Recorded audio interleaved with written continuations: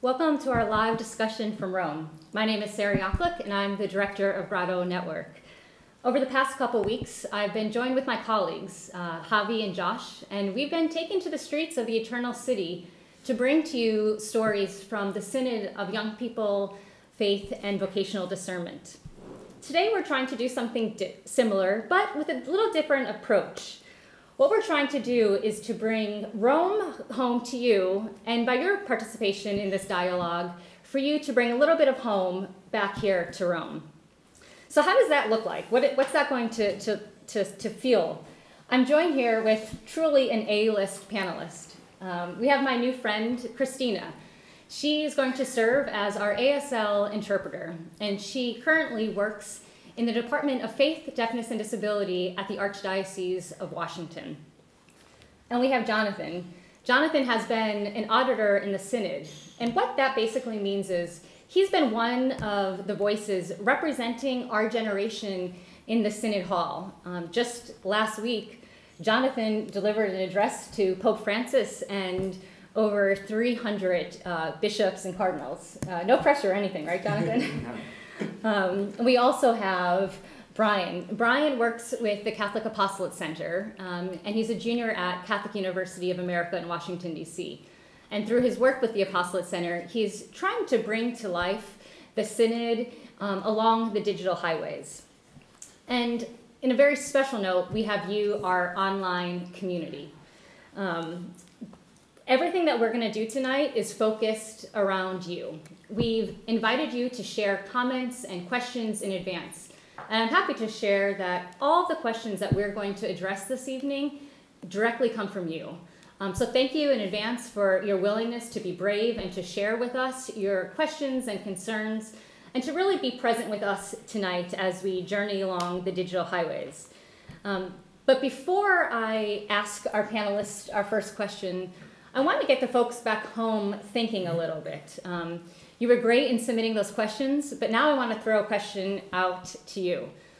A lot of our Synod content, both the videos we've been releasing and our editorial pieces, have really focused on our hopes and our fears, our dreams for the church, and how we as a generation could really truly rejuvenate the church that we know today. And so I want to start by asking you, what brings you joy? And think about, too, the hopes and also your fears.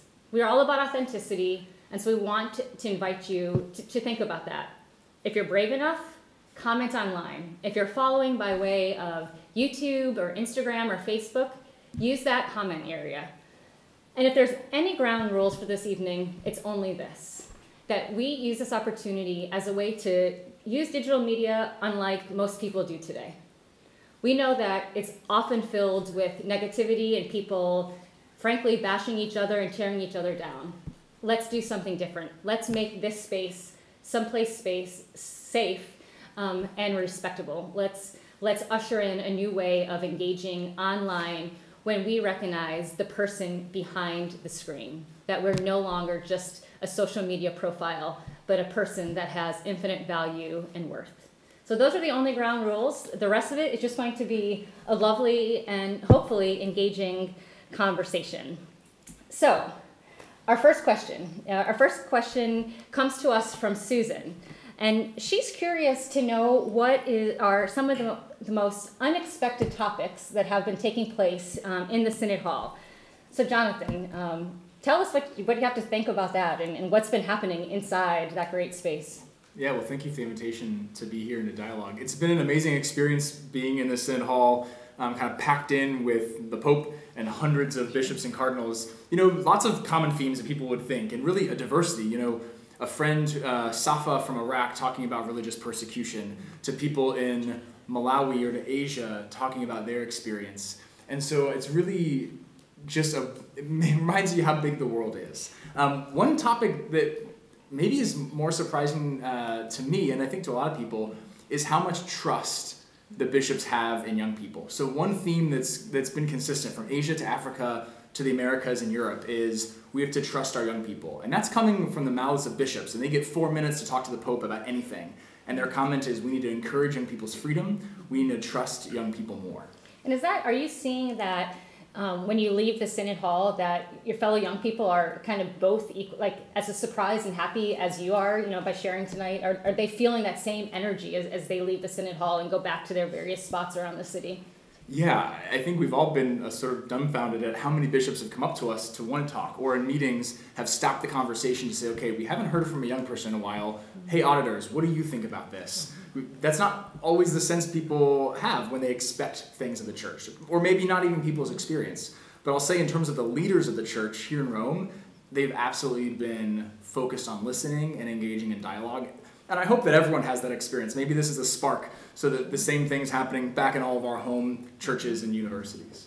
It's funny that you talk about that, about the idea of listening and accompaniment. We hear that word a lot today in our church, but I think it's something that we really have to be open to and learn and discern what that means. So I kind of want to turn the attention to Brian for a moment. You shared with us, we did a video on you, I think it was last week. I'm kind of losing track of time here now that we've been here and we're in our third week.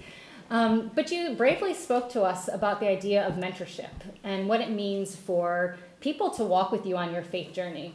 I like to call it a God wink when we have these moments where things just happen and fall into place at the same time. And the same day that we released your video, Paul submitted some questions to us, and he really was focusing on the idea of mentorship and what that means. And so I want to ask you a question from Paul, and he wants to know, how did mentors and faith leaders get to where you are today? Yeah, well, first I want to say thank you. Just like Jonathan, it's an honor to be here, to be representing the center, and to be, to be a voice here for this, for this synod that's going on as a young person here in Rome. I had a different journey than I think a lot of my friends did to come into the church. I was baptized young, and then didn't really come back to any sort of organized religion, let alone the church, until I was in high school. So it was really in high school, two of my teachers who showed me the faith for the first time as something that was more than just a class. And I think sometimes that can be really easy that because the church has so much richness and so much beauty and depth to it, that it can be easy to get caught up in that and to not see the reality of what it is. So my junior year religion teacher, who's a great friend of mine, Mike Tenney, at my high school, he taught sacraments and spirituality and really showed me the personal faith for the first time. He taught us different spiritualities, Ignatian, Franciscan, and how these play an active role in our life. And then the deacon who taught at my high school, who's now moved away, Deacon Brandon Justice, he taught me about the church kind of as an institution and how beautiful that is, despite its flaws, how important that is. So to get to the church, it was those two, and after that, I mean, I've had so many, especially in college, who have walked with me. Our chaplain, Father Jude D'Angelo, my spiritual director, Father Frank Donio. So there's so many in my life, but that listening and that walking with, I think, is so crucial to getting someone to God and getting them to heaven. I mean, that's our goal, is to get each other to heaven, and we can't do it alone, and I don't really think anyone wants to just, as I said in the video, just kind of grabbed by the collar and dragged there and being told you don't have an input. Thanks for sharing. We actually have someone joining us online, Alejandro from Miami, and he has this question for the Synod Fathers, and he wants to know, Synod Fathers, do you hear us? Do you hear us when we talk about our struggles, our hopes, and our dreams? So while we don't have our Synod Fathers here in the room, I kind of want to turn the experience to Jonathan, who has been walking the journey with our Synod Fathers. Can you say that in your experience of being with the Synod Fathers, that as you share, they're actually hearing, like, do you feel that sense that it's authentic listening to you and the other young people gathered? Yeah, I really do, and I think that's been one of the things that's maybe taken all of us auditors, which is the word we're called in the Synod, right?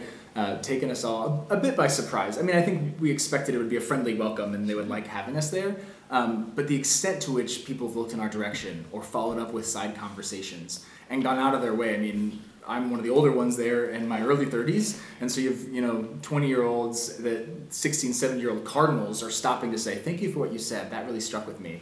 And I just don't think most of us have that experience very often. I'll say, and I've heard a number of bishops share this too, the most profound moment in the Synod, I'd say pretty much across the board, was the intervention of this young Iraqi man, Safa, who shared the story of religious persecution in the Middle East and his experience of going to Mass with his friends and saying, see you next week for Mass, and that next week the church being bombed and losing friends. And that was the most sustained. It was probably a minute plus of just straight applause. And it's normally a pretty polite applause after everyone's talked, but that was moving. He was brought to tears, and he had the chance to meet privately with the Pope. And just sort of challenge on challenge, he had to fly home early because his mom is struggling with cancer. So he left the Synod as sort of once-in-a-lifetime opportunity for him to share his story. Happily, he got to talk, but he had to leave early. So I hope we can all keep Safa and his mom in our prayers. And praise God that we have this moment where people could say, people are struggling for their faith. Like, people are not just struggling, but they're giving of their lives. And I think that we as young people have to take pause in that, great pause, to know that we have this amazing gift in our faith and that it's easy for us to practice our faith. But I think we don't have bombs in our church. We're free to go to church. And yet, in other places of the world, that's not the case. And so I think it's something that we as young people in America, I think it's something we need to pause and pray for that community and to also find the courage to give voice to our faith, because it's easy for us in the United States to do so. It just struck me this weekend we celebrated the canonization of these 7 saints, one of whom is Oscar Romero, who was shot while celebrating Mass. And he's, sometimes, just like with Jesus, we sort of like gloss over certain details or stories, or we make them seem kind of romantic or really friendly, like, oh, he's really nice, Jesus. But Oscar Romero is sort of like an advocate for justice, but also a great Catholic in the fullness of our tradition, right? And that just struck me with what you're saying, like, it's, the New Yorker wrote an article on Oscar Romero, like, that's great, and he should be a voice for the whole world to see differently. But at the end of the day, he was a man who dedicated his life to church and was willing to die for it. Yeah. And it makes me rethink, am I willing to do that? And Oscar Romero has this beautiful line about being a microphone for God.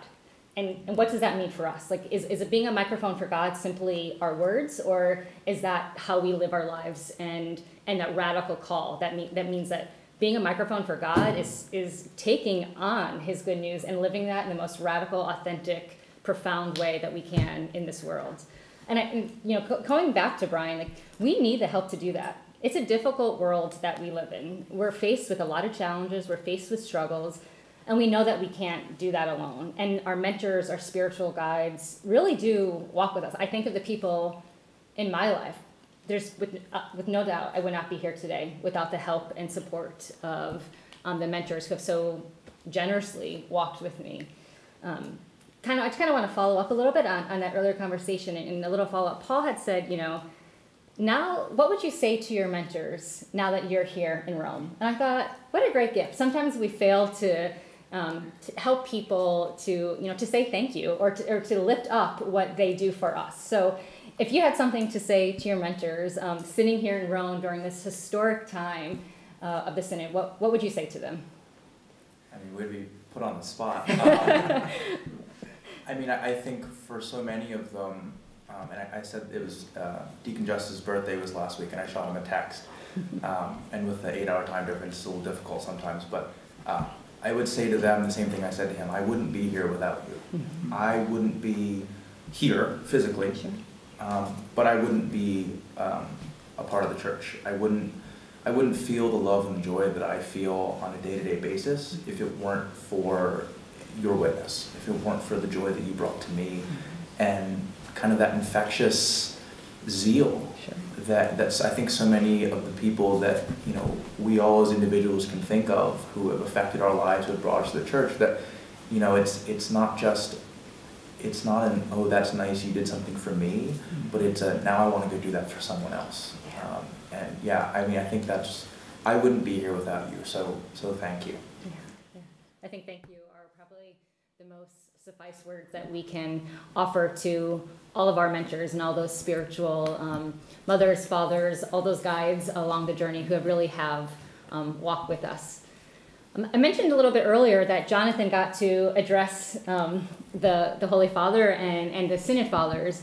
And it's interesting. I think there's something to be said about this idea of mentorship that keeps coming up. At the beginning of your address, you asked the question, how many people do you know by name? Now you had 4 minutes, so all of the auditors have 4 minutes to address the Synod Hall. And it's time pretty to the T, right? There's 4 minutes. We'll have no buzzers tonight. We'll have no paper buzzers tonight. But so you have 4 minutes. When you sit as someone who has worked in such a dedicated way to serve the young people in the DC area, all the topics that you could have addressed, why is it that you started by asking the Synod Fathers, how many young people do you know by name? I think I asked the question because it's personal.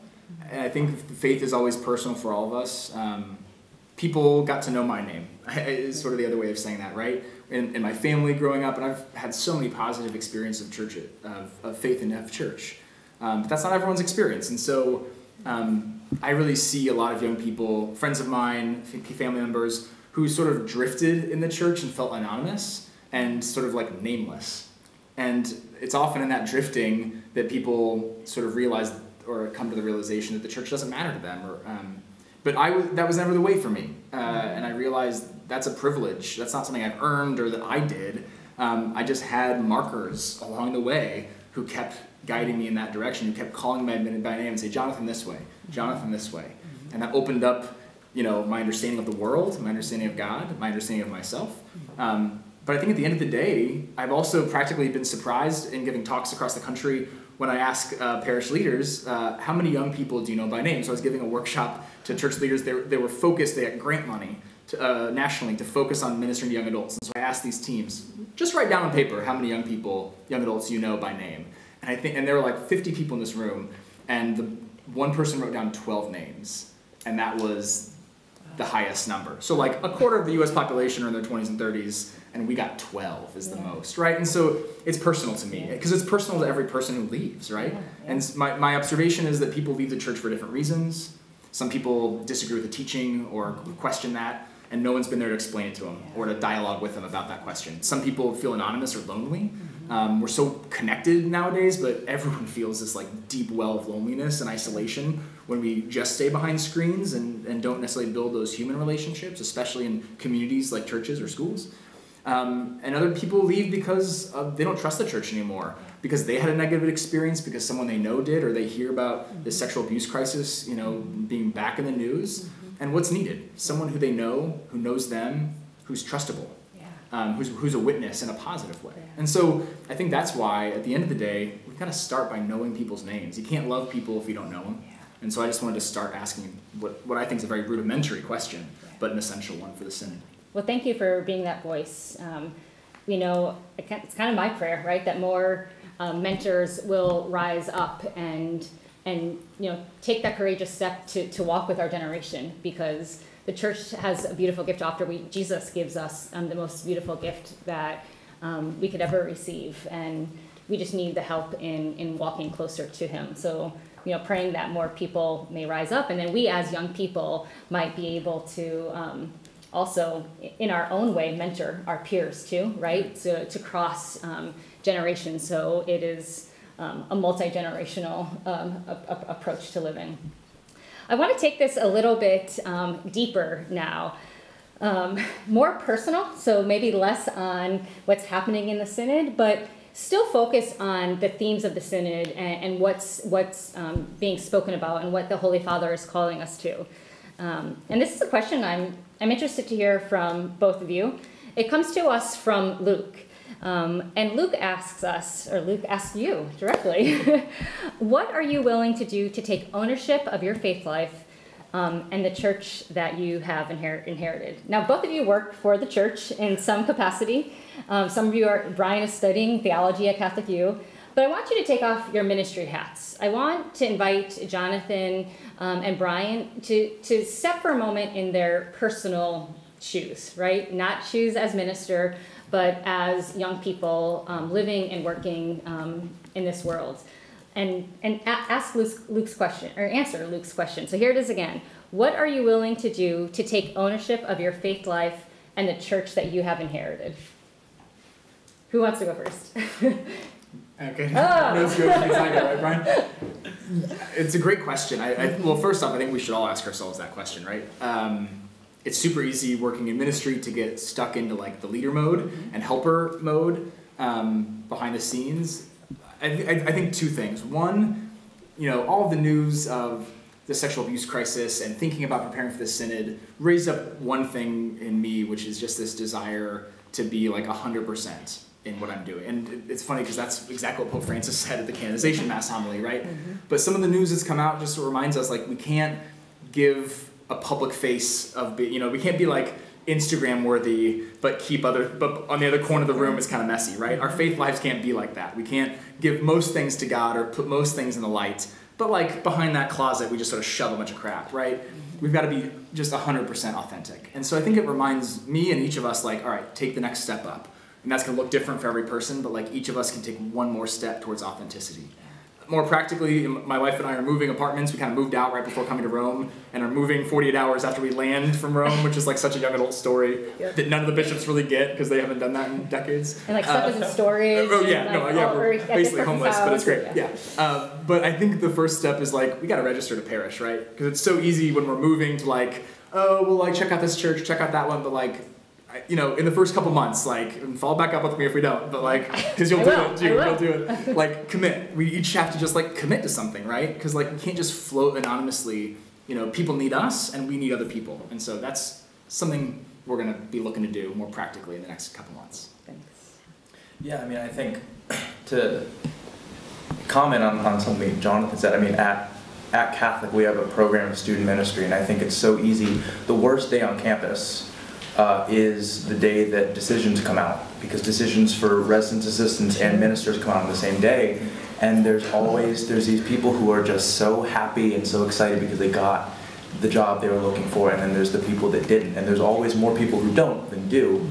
And something that I've been reminded so many times, I've reminded others, is that you don't need a title to do the work of God. Mm-hmm. And I think sometimes we can get so wrapped up in that, and it's not even the clericalism that Pope Francis has been talking so much about. Yeah. It doesn't have to be a priest versus a layperson. It can be a layperson versus another layperson who just has that job.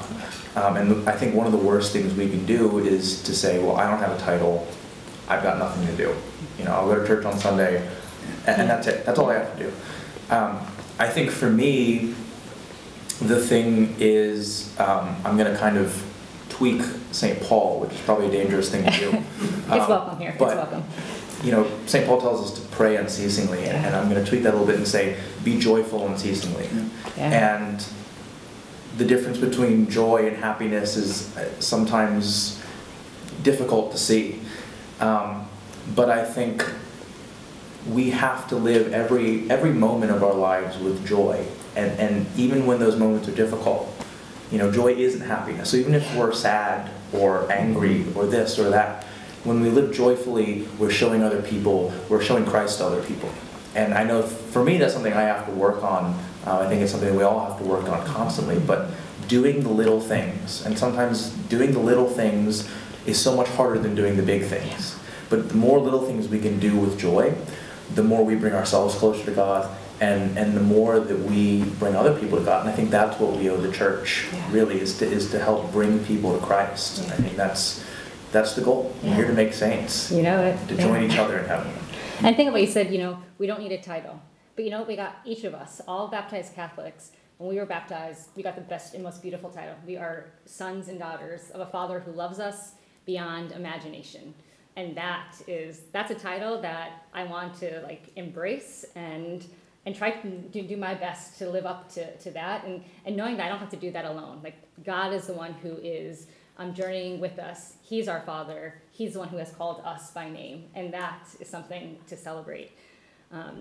We have a couple questions coming in online. Unfortunately, a lot more questions that came in prior, so we're not going to be able to address them all tonight. But I do want to respond to Cammie, or invite you to respond to Cammie. And she asks, if you could send one message to the growing number of unaffiliated young adults today, what would that be?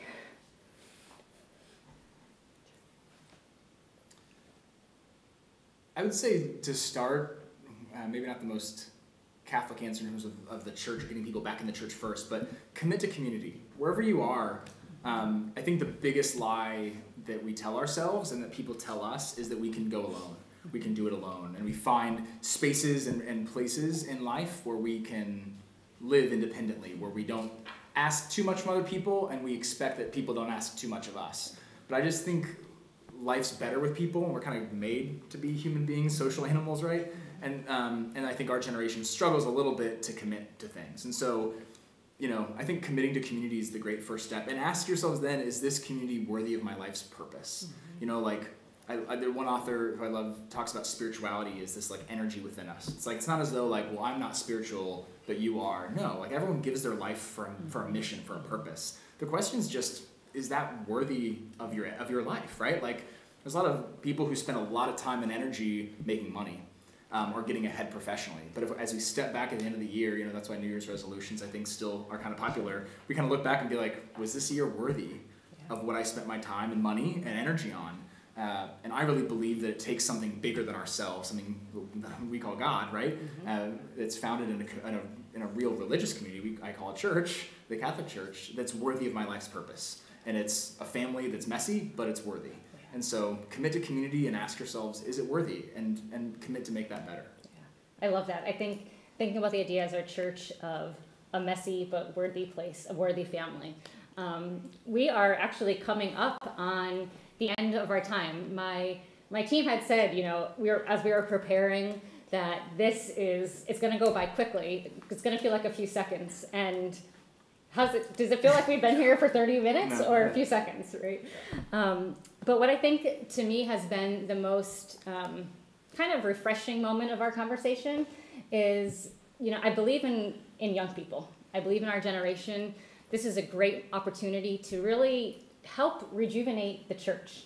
It's such a beautiful, as you said, this community. And if we look at it as such, and not just a community where community's over there and the church is over there, but as a place that we could actively engage and be connected and give our gifts and talents to that community. And if we do that, not only what an amazing church it would be, but what an amazing world it would be. Because the church exists to transform society. That's why Jesus gave us the gift of his church, to bring his love to the world. And so, as we close out our time together, I first want to say thank you. Thank you to all of our online community who took time out of their day to join us. Those who kind of in advance of even this live conversation submitted questions, submitted their comments. We definitely did not get through them all. So I encourage you to visit Grotto Network. We're going to take those questions and bring them into our content development. We are grateful that you took that courageous step to be honest and authentic and in sharing. And so we promise to do our best to address those rest of the questions in the coming weeks and months as we develop content. And secondly, I want to say thank you. Thank you to Jonathan and Brian and Christina for being with us. Your witness is inspiring. Your presence is really important. And we as a community are better because of you and your witness. And for all the folks out there, if you like what Brian had to say, check out Catholic Apostolate Center. Brian has been blogging, trying to bring the Synod to life. You could get more of his gems, his wisdom that he is sharing. So visit Catholic Apostolate Center. And Jonathan, you could check out DC Catholic. He's been doing these awesome kind of weekly recaps on what's happening at the Synod. And I just find them to be authentic moments of really, truly what's happening on the ground and giving to life the young perspective. And Christina, if you know somebody who is deaf or living with disability, I invite you to check out her department's social media platforms. One of my favorite things that they do is signing the weekly readings. And we at Grotto Network try really hard to make our content accessible. And I really encourage all communicators out there to think more of how you could actively reach people who are deaf and not only provide content in a way that's accessible, but really invite them into greater collaboration and partnership. And then before we sign off, I can't help but say thank you to the Grotto Network team. Here in the room with us, we have Josh and Javi and Liz and Emily, who have been working really hard to make this possible for you. And back at our Grotto headquarters, we have Josh and Mariah and Brittany and Ben and Cody and just people who are really working day in and day out to provide inspirational content for you. So thank you to that team. Thank you to all the people who engage with us. If you like this style of dialogue, I also encourage you to check out the National Dialogue. There's lots of opportunities where you could have in-person conversations and more online conversations. And before we sign off, I can't help but say, visit grottonetwork.com. We really do want to bring to you and walk with you, sharing authentic stories. And if you want a little preview about what is happening tomorrow, we're bringing you a story of a young woman who made the journey from LA here to Rome to take part in Oscar Romero's canonization. And it's just a beautiful story of faith. And I really can't wait for you to be able to watch that, and hopefully it will inspire you and encourage you to go to Saint Oscar Romero and some of the other saints that were just named saints just yesterday, right? Feels like a week ago. Yeah, exactly. But on that note, thanks so much again for joining us. We hope you have a great afternoon, an evening, a morning, whatever time zone you're in. Know of our prayers. And I can't help but say, Pope Francis always asks us to pray for him. So let's always remember to keep the Pope in prayers and in a special way, the Synod. Thanks again, and have a great night. Woo!